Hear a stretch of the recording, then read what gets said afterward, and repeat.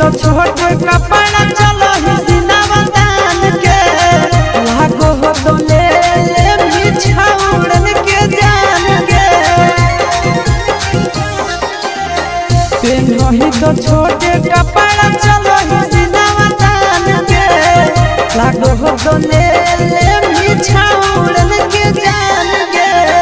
mummy papa के करोईन सलाटी आगे mummy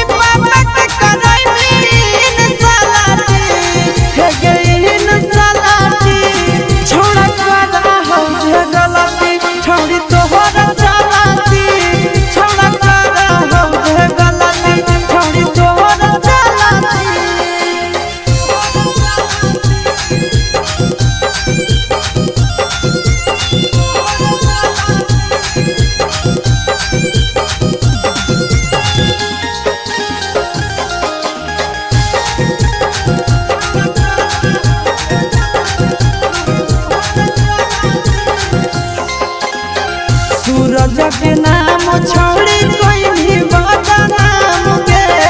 चुप चोरी